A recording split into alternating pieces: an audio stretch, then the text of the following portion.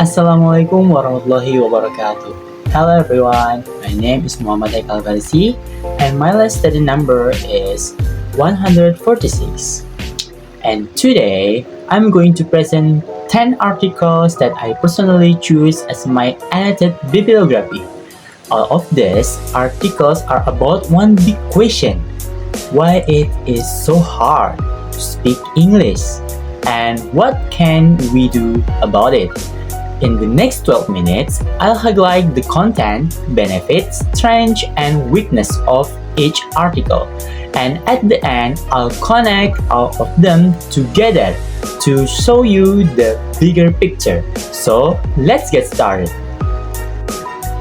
Before we dive in, here's a quick overview.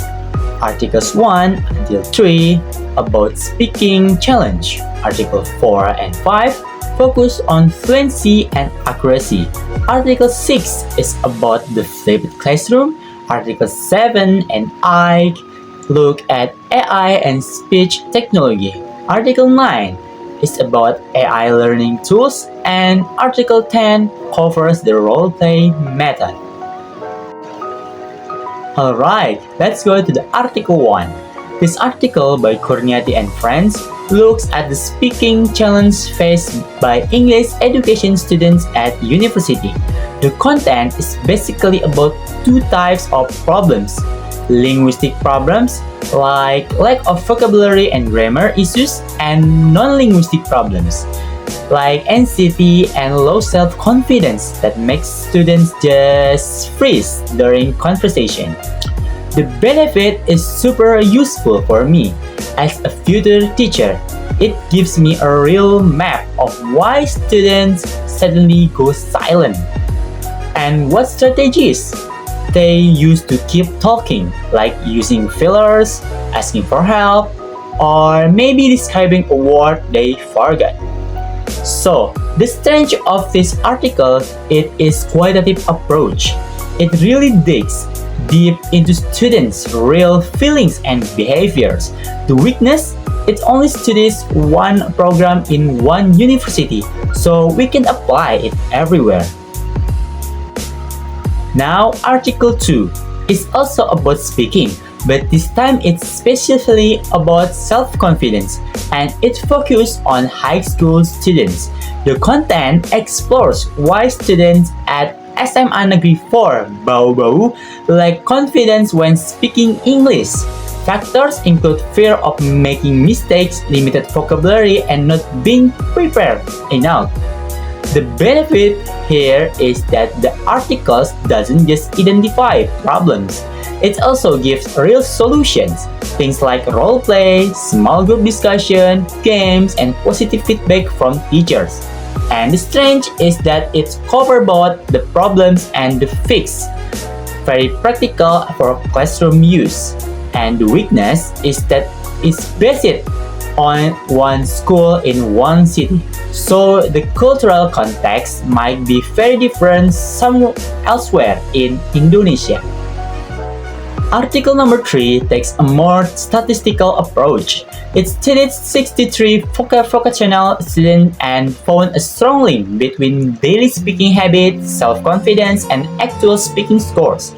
The content shows that speaking well isn't just about what happens in class. It's also about what students do outside class every single day. The benefit is clear. As a future teacher, I now have a data to back up why I should encourage students to practice regularly and build a low-pressure classroom environment. The strength is its transparent data, clear charts, validated questionnaires, solid numbers. And the weakness? It's focused on vocational school students, whose curriculum is quite different from general high school. Now, Article 4.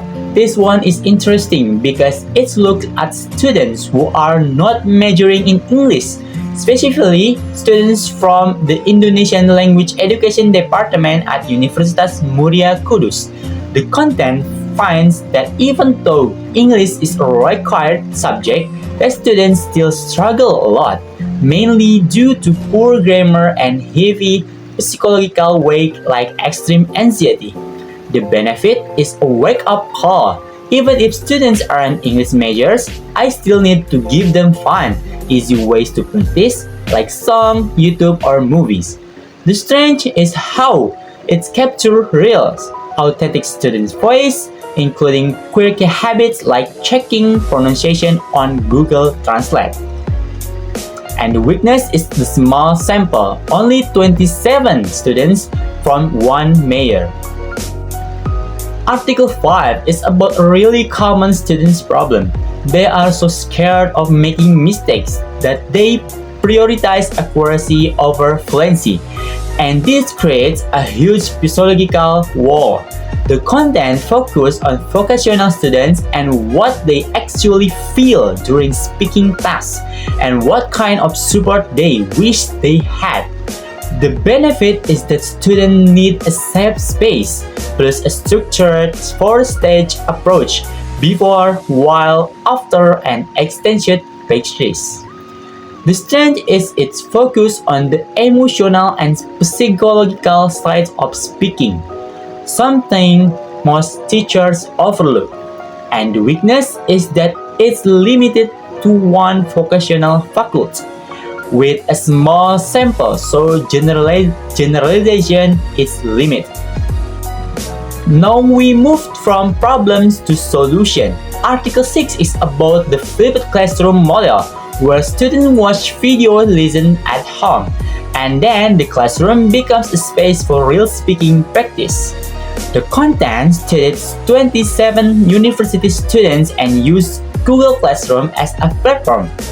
The result, speaking scores went up significantly, proven by statistical testing.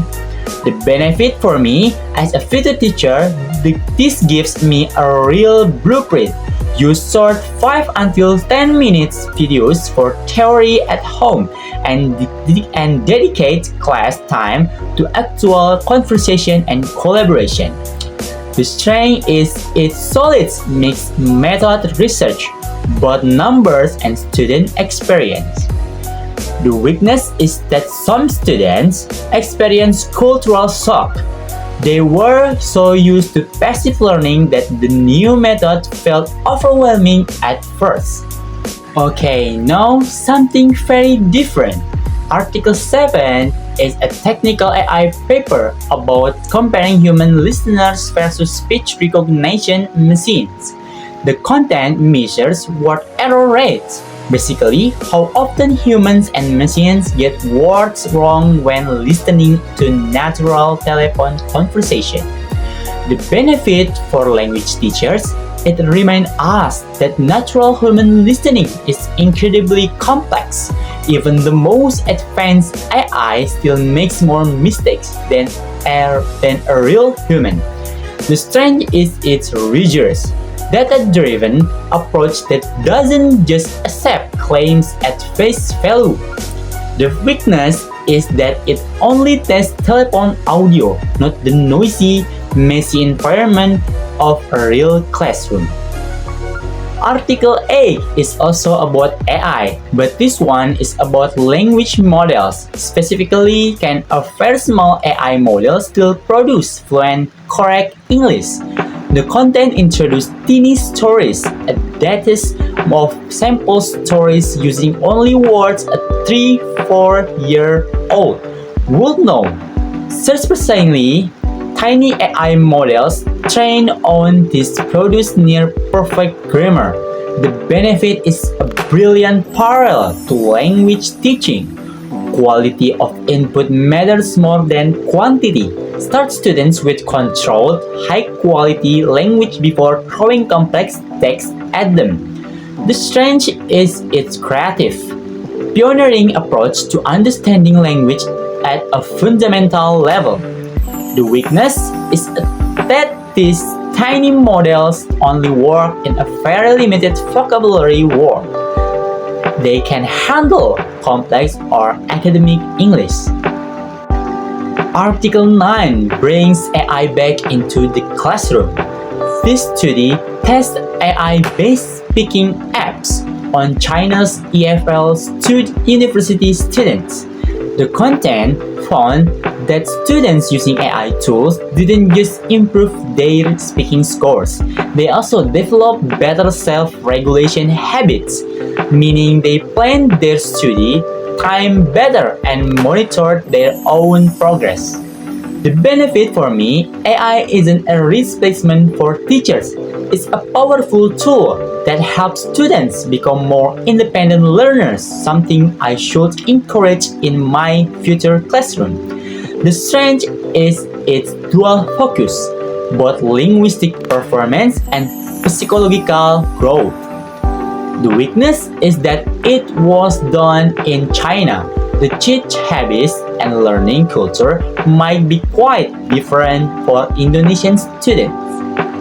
And finally, Article 10. This one is very practical. It's about the role play method. For beginner English learners, the content compares two groups, one using role play, one using conventional methods. The role play group showed a massive improvement in speaking scores. The benefit is a ready-to-use strategy. Instead of making students memorize vocabulary lists, give them fun, real-world scenarios to act out. The pressure dispersed and they just talk. The strength is it's clear, transparent data with specific lesson plans that teacher can actually use. The weakness is that the study was done in a small private language course. In bigger public schools, some adaptation would be needed. Okay, now the most important part. How do all 10 articles connect? First, the core problem. Articles 1 to 5 all agree on one thing. The biggest barrier to speaking English is not grammar, it's fear, anxiety, low confidence, the fear of making mistakes in front of others.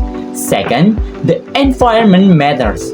Article 2, 5, and 6 all shows that when teachers create a safe, supportive atmosphere, whether through encouragement, peer collaboration, or a flipped classroom structure, students speak so much more freely. Third, habits plus technology equals power. Article 3, 6, and 9 connect beautifully. Consistent daily practice habits plus smart use of technology like AI, apps, and Google Classroom create stronger, more independent speakers. Fourth, AI as a mirror of human language. Article 7 and 8 remind us that even the most advanced technology still can fully replicate how humans naturally speak and listen. Authentic speaking practice is irreplaceable. And fifth, the solution is creativity. Article 4, 9, and 10 prove that fun approach songs, roleplay, AI feedback, movies are what truly break the anxiety wall and make students actually want to speak. So, what does all of this mean for me as a future English teacher? First, don't be a grammar police. Be a motivator who builds confidence. Second, create a safe place where students aren't afraid to make mistakes. Third, use technology wisely. AI tools, flipped classrooms, speaking apps, these are your allies, not your enemies. Fourth, making speaking fun. Roleplay, songs, movies, and games reduce anxiety more than any textbook can. And fifth, always help students connect their learning inside and outside the classroom. After reading and reviewing all 10 articles, I realized one thing. Being a good English teacher means being both a language expert and an emotional supporter. My goal is simple. I want to create a classroom where every student feels safe, confident, and excited enough to say their first sentence in English. Okay, thank you so much for watching. I'm happy to answer any question from you. See you again next time. Wassalamualaikum warahmatullahi wabarakatuh.